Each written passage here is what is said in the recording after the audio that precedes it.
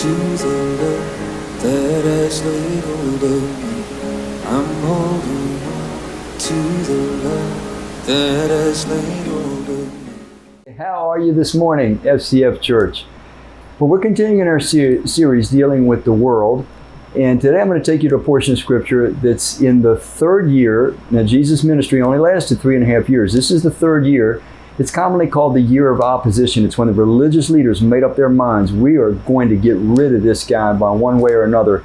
And they were trying to stir as much opposition against Jesus as possible. At the same time, Jesus was starting to intentionally sift the crowds that were following him. Remember, there were multitudes of people that followed Jesus because of the benefits they could derive from him, his miracles, his feeding of the multitudes.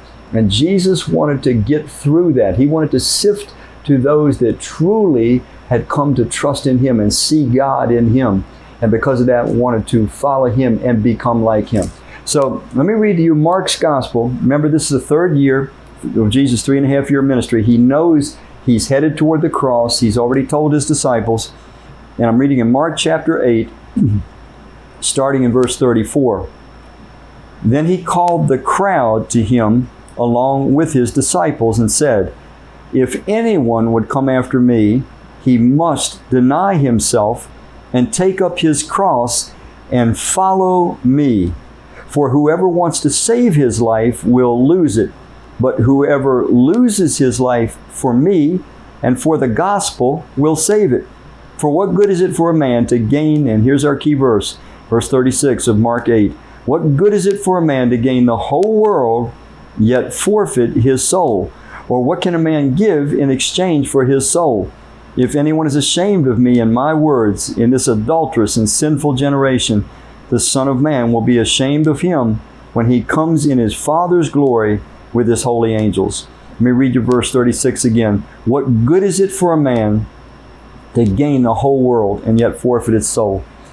So Jesus is saying an awful lot there, and he's talking about the world as a system that seduces us, tempts us, keeps us in chase, keeps us in motion, keeps us active, keeps us pursuing, because it offers us all kinds of persons, places, and things. It offers us all kinds of experiences, all kinds of pleasures, all kinds of challenges, all kinds of problems. But Jesus says, what if you actually get it all? If you could get the whole world, let's say you owned all the wealth, all the power in the whole world, what would it do? Because to get it, it would cost you your soul, because the soul of a human being was always meant to be developed in the context of following Christ, its creator. That's why Jesus said earlier, unless we're willing to deny ourselves, take up our cross and follow him, we're going to lose our life. He wasn't necessarily talking about dying. He's saying lose your life, lose your soul. It happens in small bite-sized chunks. We cease to become fully human and fully alive. We become more like animals than we become like human beings that were made in the image of God and meant to be like God. Jesus said to be like God in this world, I've got to be willing to say no to my desires, no to the desires of the world, take up my cross and follow Jesus. What was the cross about? The cross was going to be the instrument of Jesus' destruction. It was going to be an instrument of shame. To drag a cross through the street in those days, it meant you were a condemned criminal. Jesus is saying, if you and I court the popularity of the world, if we need the world, if we need society to think well of us, speak well of us, then we'll lose in bites and chunks our souls. Jesus said we've got to be willing to deny ourselves, say no to our desires, take up our cross for the world. Don't try to please the world. Don't try to gain its favor. But then the most important part, follow him. You were created, I was created to follow Jesus, our creator. And that's how he saves us, when we trust him and follow him. Jesus said, even if you gain the whole world, it's not worth it. Because think about it, you gain the whole world, how long are you going to live to enjoy it? You're not going to live very long to enjoy it. And even when you have all the power in the world, all the wealth in the world, if anyone could ever have all that, you know it's a constant struggle. It requires constant vigilance, constant worry to preserve it. And you can't ever enjoy it.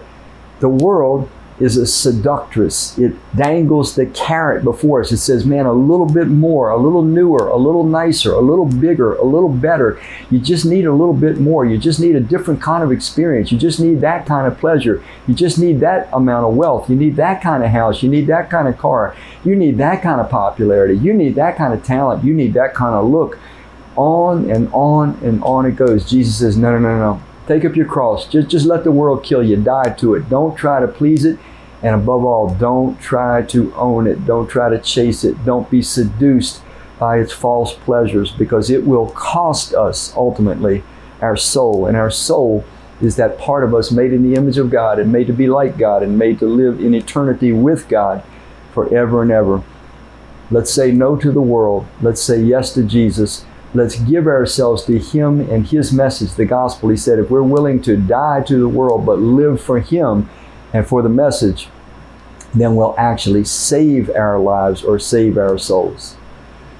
I hope this is an impactful thought for you this morning, FCF. I'm holding on to the love that has laid hold of me. I'm holding on to the love that has laid hold of me.